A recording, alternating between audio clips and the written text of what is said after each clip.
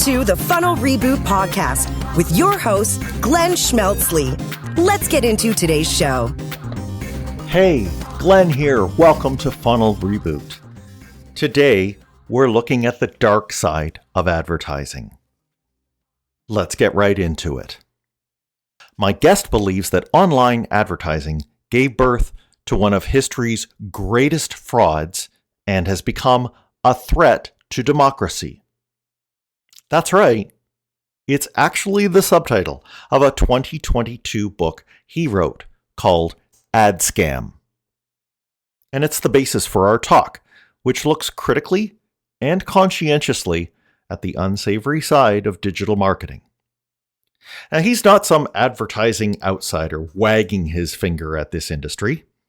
In fact, he's been the CEO of 2 independent agencies and led a major international agency's U.S. operations. He's written numerous books on this, including Bad Men and Marketers Are From Mars, Consumers Are From New Jersey. Nicknamed the Contrarian, his writings under that name caused Business Insider to recognize it as one of the world's leading blogs about marketing. He's been honored as the Ad Person of the Year by the San Francisco Advertising Club and served as part of the Advertising and Marketing International Network and the California Academy of Sciences. In short, he knows what he's talking about when he says that there is something wrong with advertising. He and I both agree that there is a war going on between the privacy side and the surveillance side proponents. And it's unclear how this dichotomy we're in is going to be resolved. I will say that his solution for how to fix this, which is to eliminate all tracking, is harsher than mine. I'd like to end up with some arrangement where buyers receive advertising that gets close to feeling personalized, but that doesn't track them without their consent. Whatever opinion you have, I urge you to give a listen to this talk with Bob Hoffman. Bob Hoffman, welcome to Funnel Reboot. Thank you.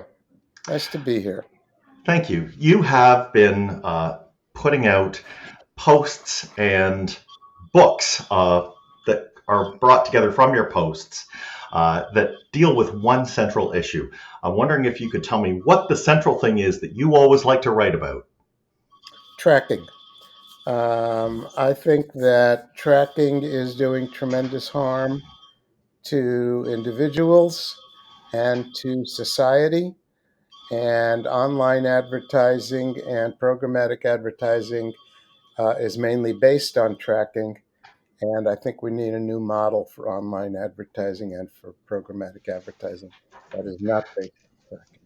Right. So, and, you have been at this for quite some time, and you have been a person in advertising for a long time, right? That's right. I spent 41 years actually in the agency business, and I was the chief executive of 3 agencies. And I retired from the agency business 9 years ago, and I have been writing and speaking about advertising since then. And I've written several books, and I have spoken in, I think, 24 countries.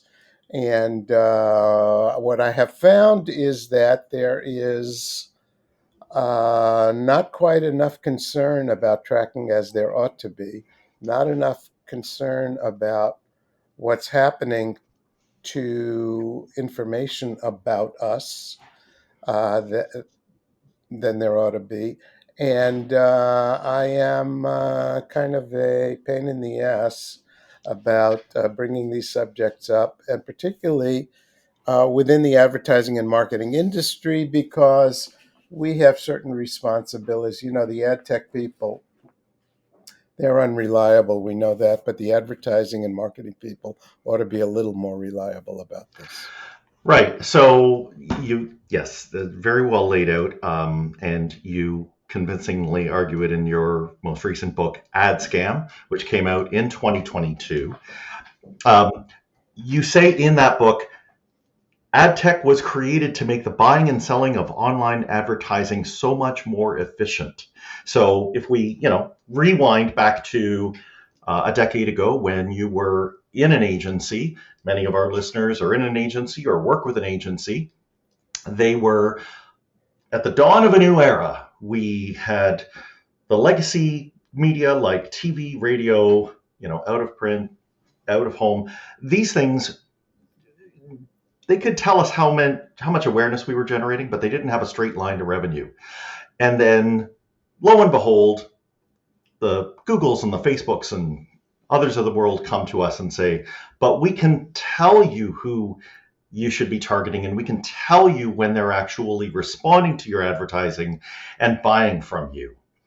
And wasn't it supposed to be like a new Garden of Eden? Yeah, That's how it seemed to me. We bought all that bullshit, and they came into town. They were the new cowboys in town. They came riding in with big promises, and we bought the whole thing. And for decades, we made media prove to us that we had organizations who checked and authorized and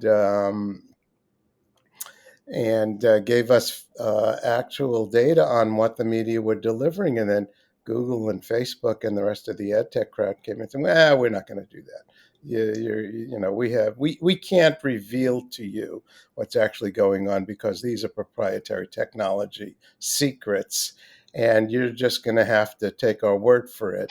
When we give you delivery numbers, and you don't have to authenticate what we're doing like you used to do with TV and radio.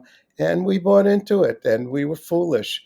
And, so many of their promises turned out to be wrong, either lies or just misrepresentations. And they're still paying fines for the lies they told us then. Uh, Facebook famously claimed that here in the States they reached 41 million people between the ages of 20 and 29. Only problem is there's only 31 million people Right. between 20 and 29. That's the only problem with that. And they didn't just do that here. They did all over the world. They gave people phony numbers about who they were reaching, and and we believed it. And if they're telling people this in public, if they're telling these lies in public about who they're reaching, imagine what they're saying in private to their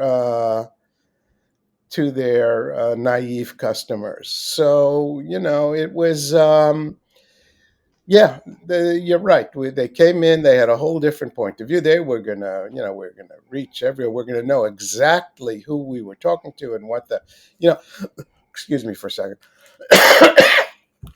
One of the big problems that the advertising industry faced for many years was that we couldn't prove very much. If you were a client, you had to take our word for it that what was happening was effective. And we couldn't prove very much. And these guys came around and said, "Hey, look, now we have data and we can show you exactly." Well, it turns out the data they have given us is worse than any data we ever had before. It's completely unreliable. Nobody with a brain believes anything that that you hear from online advertising industry. There was a great study in the book. I call it accidental research that happened with two analysts who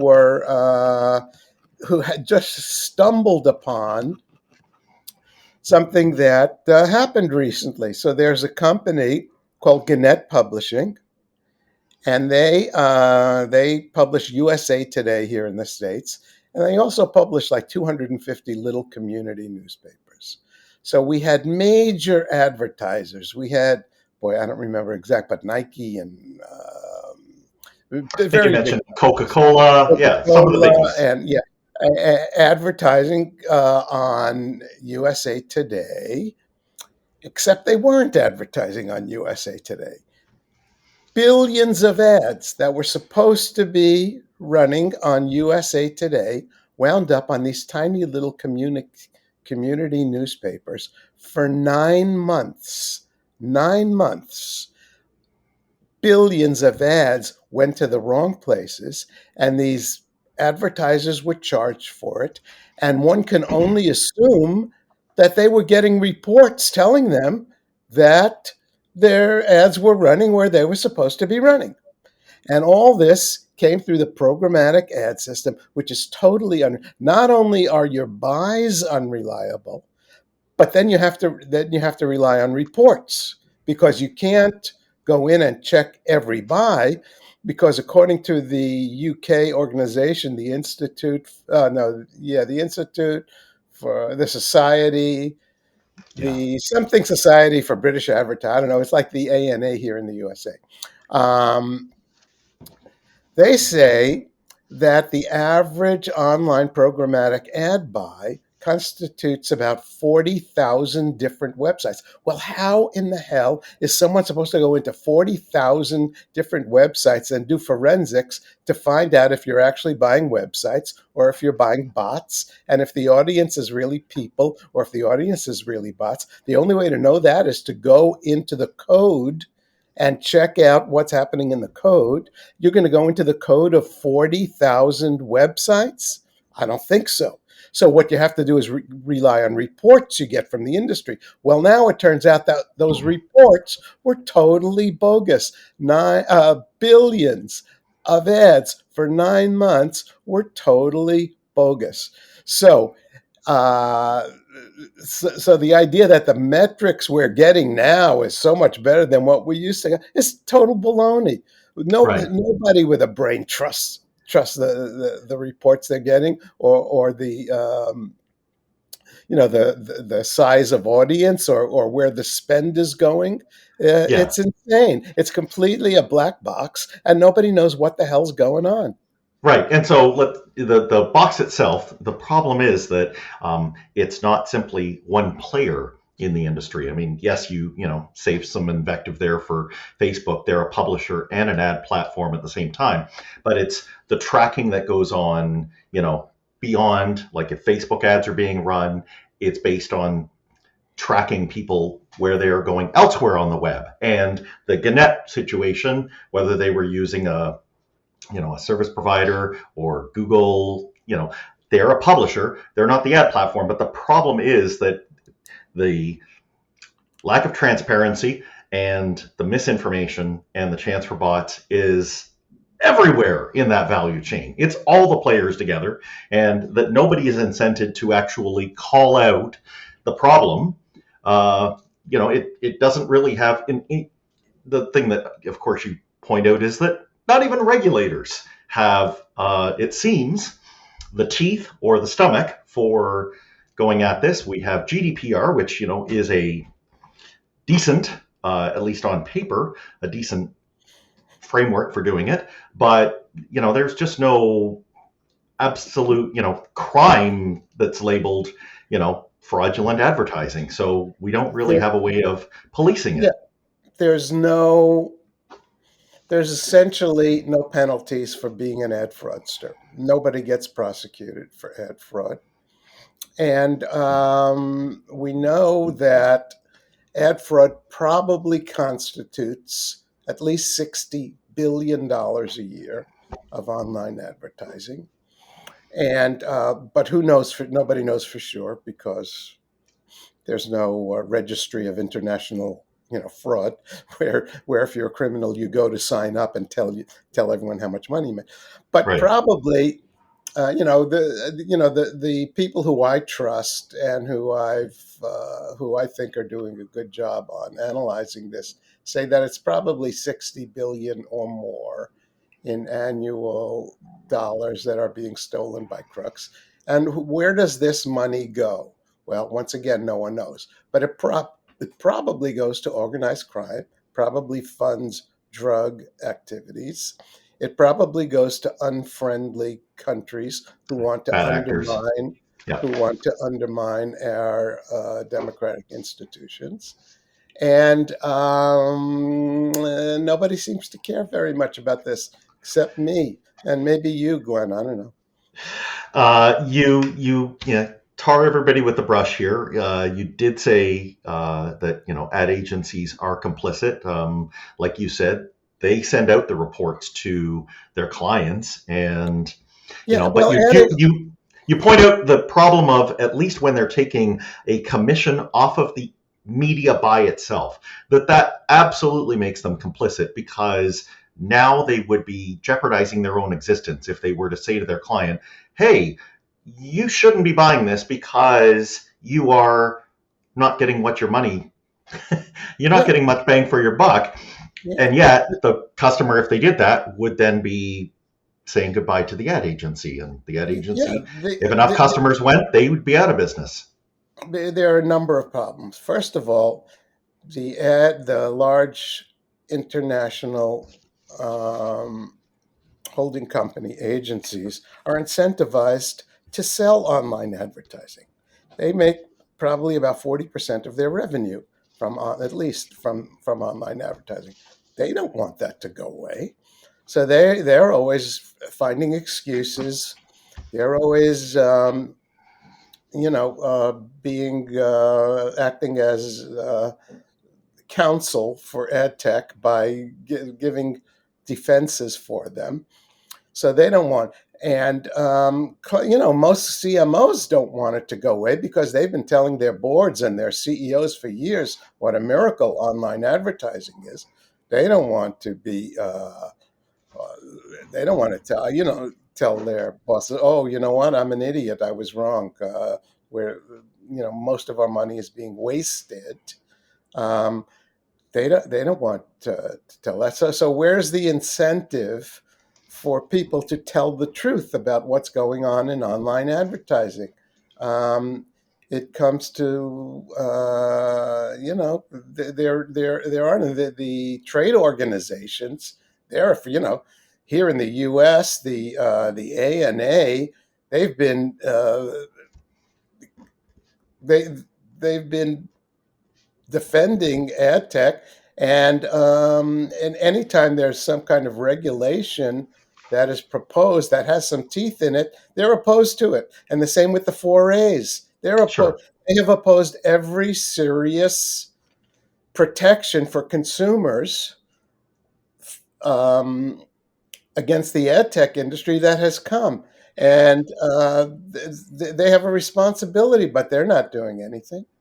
So they'll either overtly lobby to get that regulation stopped, or, as you point out, with things like the transparency and consent framework, or Yeah. pick the flavor of what they're calling it today, they have some fix that's gonna come along, and this is gonna make things way better. And Yeah, you point out that usually cocks things up even further, yeah, if it they does have anything at all. they have these misdirection strategies where they invent some baloney that's supposed to solve the problem, and it doesn't. And so, the big point is there's a very large problem, and nobody seems to care much about it. The regulations that are passed, even like you mentioned, the GDPR, their heart was in the right place, but there's been essentially no enforcement of it. So, what good does it do to pass regulations and not enforce them? Here in the U.S., we have CCP. In California, we have CCPA, California Consumer Privacy Act, right? And it's pretty Yep. much modeled on GDPR. And if it were enforced, it would act essentially as a national regulation because California has so much of the tech industry based here, Right. and so much of the economy is here that if the ed tech industry were to um, comply with CCPA, it would in effect be a national program here in the U.S. But the CCPA, who have they fined? Who have they chastised for bad action? Nobody. So regulation without enforcement is just a waste of time and energy, and it's PR. It's not really doing anything. Yeah, the misdirection. I'm reminded of that line in the movie The Usual Suspects. The greatest trick the devil ever pulled was convincing the world that he didn't exist, right? Let's just not talk about it. And it doesn't want to be talked about. You, I think, really nailed it home for me because I was saying as I was reading it, but consumers care. Consumers are, not happy with things. And you pointed out that you were given an amazing opportunity to try and convince some really great dinner guests that you were out with of the problem. You had, I think, an economist, and you had, marketing professor emeritus, and you made your case to them. Yeah. And what did they come back with saying? One person said, I don't know what all the fuss is about. Advertising's always crappy. Yeah. Right? It's like there's no objective yardstick to say we need to clean this up. It's just like we're all resigned to the fact that that we're seeing things that are not targeted at us. And yet there's a lot of other people, and even invisible people, that are seeing a lot of ads for which everybody is paying. Yeah, but the bigger problem is this, that what they think is, so advertising's a little more crappy, so it's a little more annoying, big deal. Well, the problem isn't that tracking makes advertising less appealing. The problem is the side effects of tracking, the effects of spying and surveillance of individuals, the effects of driving a wedge into society by data being used to create algorithms that are used to divide us in social media, and the big problems of fraud that we discussed, and of national security. Right. The Congress of the U.S. here now is very concerned that that tracking has led to serious national security issues. So, so like you say, in that conversation, the problem that they saw was, it makes advertising a little crappier, so what, big deal. But that's not the big problem. The big problem is the side effects, not the effect on advertising, but the effects on society. It brings there's a small silver lining to it, where if we are looking at, I hate to say it, but all that divisiveness that is being achieved through messaging and advertising and algorithms that are getting people whipped up into their own, filter bubbles, advertising can't be so crappy because it seems to work. Right? But the problem is it's being used in a completely terrible way. No, that's not what it is. It's not the advertising that's dividing people. It's the use of the data derived from tracking. It's not the ads themselves. It's the way the data is being used that is having the detrimental wedge effect on society. Not the once again, it's not the direct effect of the ads. It's the side effects of the collection of data through tracking that is so dangerous. As far as I'm concerned, advertising is essential to the web. We need to. The advertising funds everything we like about the web. It funds the entertainment. It funds the information. It funds the communication. It funds things like you and I talking here today. And we need advertising. It's not advertising that's the problem. It's tracking that's the problem. That's what has to stop. We can do advertising. Yeah, we can do advertising very effectively on the web without tracking, without spying on people. We've done advertising successfully. We've targeted successfully for decades in other media. There is no reason we need to track people online to do advertising effectively. Yes. However, who's really threatened by this are the app platforms and the social media platforms, because tracking is the linchpin by which they keep people in the corral. like you say, that's what they use to make sure that eyeballs stay within their ecosystem so that ad dollars can flow.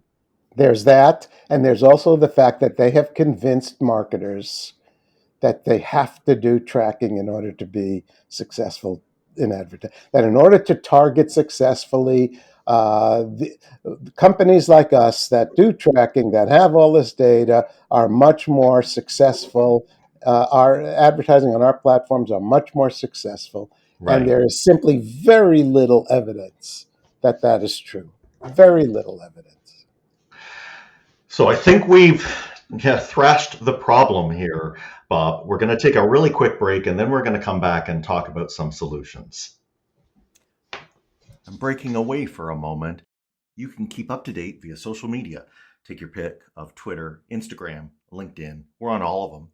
If you want to be notified of new episodes, visit funnelreboot.com. It'll give you a form for being emailed when each new show is out. Our website also has links to many of the podcast apps we're found on. And once you pull up the show on your app, I'd love you to subscribe to it. Lastly, if you know someone else who'd get value out of this content, please share the show's URL with them so they can do the same. Now let's get back to the show. All right, so we are now trying to see how the system, which seems irretrievably broken, can possibly have some things fixed about it. Near the end of Adscam, you, in my mind, almost call a bit of a truce. You highlight a couple of key pieces of personal data, and you actually offer them up to the advertisers and the platforms out there that say you are willing to part with a little bit of information about Bob. Can you just tell us a bit about what kind of information? Yeah. I stole this from somewhere. Now, someone called it shallow first party data. And by shallow first party data, I mean, what my email address is so they can reach me if they want, and what zip code I'm in, if that helps them with any kind of demographic information. But the point is this. In return for giving us information, we go to their websites, we like what they have there, they're entitled to some payback from us. And I think what they're entitled to is shallow first party information. So if I go to your website, Glenn, you're entitled to know, if you want to get back to me, if you want to send me a newsletter, you should be able to reach me and say, hey, Bob Hoffman, I see you went to my website. I would like you to sign up for my newsletter. Are you interested? You ought to be able to do that. Okay? And I consent. Yes. And then if I consent, then you can, yes. Okay. That's fine. What they should not be able to do is sell that information to anyone, give that information to anyone, use that information for any other purpose. And they should not be allowed to put third-party trackers on their website that can follow me around the web. So, for example, I give the example of Smithsonian Magazine here in the U.S. When you go to their website, you think, okay, they're collecting some Smithsonian. How bad could that be? They're a very reputable organization. What damage can they do? Well, it turns out that their website has, ultimately has trackers from like 2,200 other organizations. 2,150 of them you've never heard of. You have no idea who these people are. They're mostly data brokers, probably, who are now following you everywhere you go on the web, keeping track of everything you do, everything you say, everyone you talk to, everything you look at. And you have no idea that this is going on. This is all behind the scenes where you can't see it, where you have not given anyone informed consent to do any of this. Right. So that's what has to end. The simple first party, shallow first party information, I'm willing to concede that that websites and marketers are entitled to that kind of information, if I agree to it. I don't have to agree to it, but if I do, they're entitled to that kind of information. So there's the responsibility on, data collection. Yeah, Looking at the other side here, yeah, advertisers, I know yeah, that you are in favor of advertisers being verified, right? There's got to be a document uploaded where you say, here's who I am. If that isn't enforced, then bad actors, everybody else can simply start posting ads, for anything, naming anything. yeah. You know, Well, we know that's happening all over the place. We know that there are thousands of phony websites. right. They look to the computer systems like real websites because what does a website look like to a computer system? It's just a string of software, and these people know how to make software that looks like it's a website, and they create imaginary people, through bots that also they look like real people to the system. And the bad guys are always 3 steps ahead of the good guys because the bad guys have a lot to gain. There's a lot of money there that they can steal, and the good guys are playing defense. And in the online advertising world, offense has a huge advantage over defense. It's like in basketball, uh, and so there's so much, but the place we have, there's a lot of problems with the web, and there's a lot of problems with online advertising. The place it has to start is tracking. If we can ban tracking, that's the very most important first step, I think, in getting online advertising and the whole online advertising ecosystem into some kind of reasonable, having reasonable borders where we can have some trust at least in what's going on. Sure. Are you optimistic about No, no, browsers like Chrome? They say they're going to get rid no, of cookies. Do you no. think there's no? I think they're full of shit. I think Right. it was supposed to be gone last year, right? Right. Third-party cookies So on Chrome, they'll and they keep keep kicking it down rolling the. it. Yeah, they Yeah. keep kicking it. Sometimes, they're all privacy is always going to be great on Chrome someday. It's just never any good now, right? But someday it's going to be great, and Right. Right. they're full of but what will happen eventually is that governments and regulators will wake up eventually and realize what's going on, and create some regulations with teeth, and then all these clowns will have to they'll have to rejigger their stuff. What they will do is, when tracking is on the day that tracking is eventually outlawed, they will come up with a new system for targeting, for ad targeting, and claim Sure. that the So new we have system to be is better vigilant than even tracking. then. Yeah, yeah, yeah, yeah. No, tracking was that. We didn't really need that. This is what we have now is better because that's what they always do. Yeah. Everything. What they make they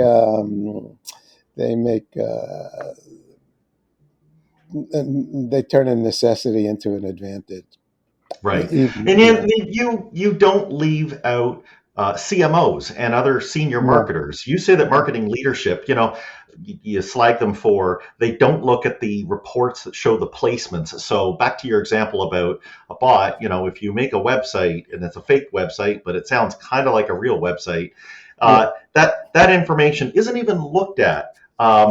Because if it were, and that advertiser were being defensive, they could ask their agency or themselves go in and block that placement.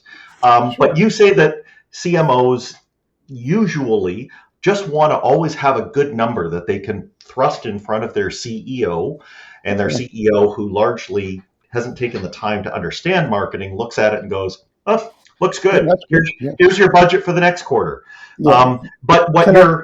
you're saying is behind that, and I think you're right about this, is that the CMO they bought into the idea that automation equals cost cutting or equals higher productivity. And you say it's not that. Don't look at that kind of high quantity stuff. Instead, you should be willing to be on less websites, look for better quality. Well, yeah.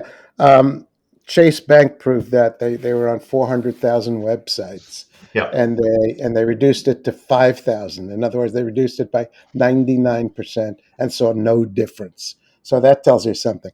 But Yeah. let's get back to the CMO for a second. It's the worst job in the world right now. I would hate to be a CMO.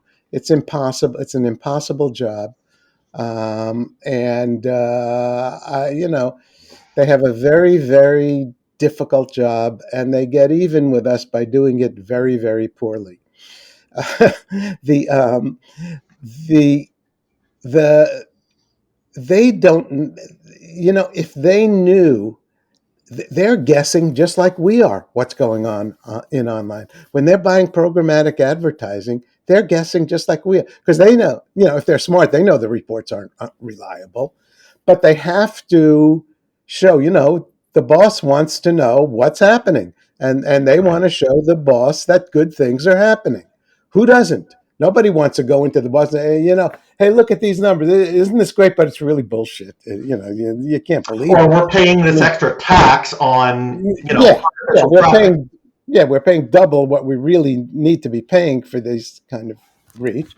But yeah, it's a very tough job, and it's not a good time to be a CM.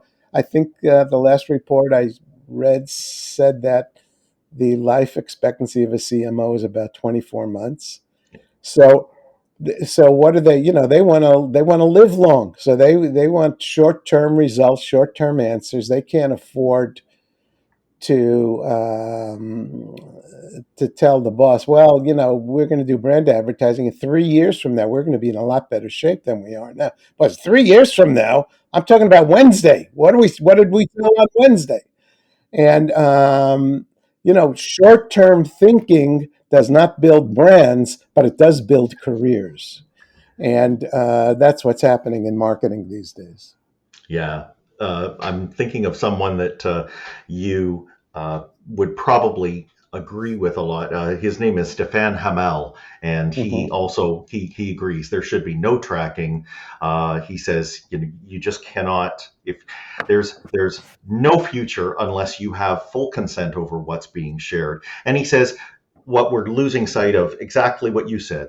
It's this long-term thing that it takes to build, which is, I think, what marketing departments were put in place in the first place to build, which is trust, right? Like, this is Yeah. not the right way to treat your own customers and potential customers by putting bad stuff in front of them, when the very thing you are supposed to do is to try and give your brand a good reputation and foster trust with them. Well, there's that. To me, the most important thing that advertising does is create fame. That to me, famous brands have set. If you're in whatever category you're in, if your brand is famous, it has such an advantage over your competitors who are not famous in every aspect of what you do. And to me, and I don't see online advertising creating. Online advertising tries to be personal, one to one, precision targeted. That doesn't build fame. Fame is built in public, not in private. Fame is built in big mass media, not one to one little things. But we have lost track of that. The online advertising industry has convinced us that one to one targeting is the way to build a brand. I don't see it. I don't see any. Who are the big brand, the most famous brands in the world? It's Apple, it's Nike, it's Budweiser, it's McDonald's. They were all built by mass marketing. None of them were built by one-to-one personalized advertising. I mean, there were some moderate brands that maybe did it online, but not the really big brand. Ford, Chevrolet, were they built on personalized one-to-one? No, they were built Right. on Super Bowl spots and billboards and big mass media. That's what builds fame, and fame is the most likely attribute of a successful brand. It's not a guarantee, But if you look, what do all the great brands in the world have in common? They're famous. It's not a mystery. And if you don't achieve fame, you're not going to be a Coca-Cola or an Apple or a Nike. It's just not going to happen unless you're famous. It takes wisdom to understand that brand building, that fame building takes time. You finish the book by Yeah. pointing out that technology, unfortunately, has been put on such a high pedestal that we haven't balanced off technology with that wisdom, right? We were sold on the idea that just technology would fix stuff, and then when technology itself caused a problem, we even bought the line, technology is going to fix the technology problem. Yeah. We have It's a snake eating its tail. yeah, we have changed marketing to fit technology instead of changing technology to fit marketing. Right. And that's pretty stupid, but that's what we're doing. Would you say on the whole, though, that you find pockets where things are working? I know that you're a fan of contextual ads. I know that you're kind of bullish on people, like consumers themselves, using their brains and either logging out of that social account or not paying attention to the ads. So you're not feeding those trolls anymore. You're starving them of oxygen. Do you think that even if individuals start to act a little smarter, that this is going to help stamp out this problem? Glenn, I've done a million podcasts in the past few years, and at the end of every podcast, it's always the same. Bob, what are you hopeful about? What do you think is going well? What do you think is? And the truth is, I think it's all pretty shitty right now, and I don't see anything that makes me very hopeful that either this problem is going to get solved or that advertising is going to get better than it is. I wish I could. I would like to be hopeful. I would like to say that there are people in our industry who really understand this problem, that taking the bull by the horns are going to do something about it. But the truth is, I don't really see it. And, it's no fun being the guy who's always, get off my lawn, that old guy. But unfortunately, I am that old guy. And, we need to wake up, because what we're doing is dangerous. It's not just wasteful. It's actually dangerous. And keeping track of people, following them everywhere, knowing everything they're saying or doing. Who did that in the past? What's the record in the past? The KGB did it. The Gestapo did it. The Stasi did it. No democratic nations ever had that before. And now we have it, and it's not even governments that are doing it, although they're doing it a little. It's the marketing industry. Who the hell knows what the marketing industry is going to do with all that stuff? If the Gestapo and the KGB had the information in their day that Facebook and Google have now, they'd have been over the moon. They wouldn't believe how lucky they are to know everything. We have a model for that in China right now. They know everything everyone does. They follow them. They know they keep track of them. They rate them on their trustworthiness, and it's a true nightmare. And I think we're sleepwalking into a nightmare ourselves. Right, and that's really, I agree with you that maybe it's not such an optimist outlook, but at least we have examples around us of where this goes if we don't curb it. And so we better look at that and say, okay, is this what we want collectively? If we don't want this, we've got to make some concerted changes. And I won't disagree with you. I mean, human nature, for millennia, we have examples of how humans act, and we're not very nice to each other. So there's got to be something that a number of us will realize, even if we want to prevent something worse from happening, we have to maybe at least temporarily hit the brakes on some of this. I hope so. There, I got you to say hope. This changed my whole life. I am. Now, you know what? I'm going to go out and dance in the street. Right. In the meadows and with the lilies. I'm going to pick some flowers and hug a friend. Yeah. Well, in the meantime, I want people to go out and buy your book because That's a very good idea. You've given them, I think, the best chance of at least seeing clearly what does lie ahead if nothing is done. Where can people go to find out about it? What was that name of the book again? Let me see here. I've got it right here. Adscam. Subtitle is How Online Advertising Gave Birth to One of History's Greatest Frauds and Became a Threat to Democracy. Available at all finer bookstores. Available at all finer Amazon. There you go. Yeah. And Bob, I just want to finish by thanking you so much for coming on the show. My pleasure, Glenn. Good luck to you and to your listeners, and everybody be good and have fun. Thank you. And I hope people came away with something that helps them understand how they can make this terrible but glorious world of marketing a little bit better. Thanks for listening. Follow the show on Twitter @Funnel Reboot. If you like what you have heard today, please consider leaving a review wherever you get your podcasts.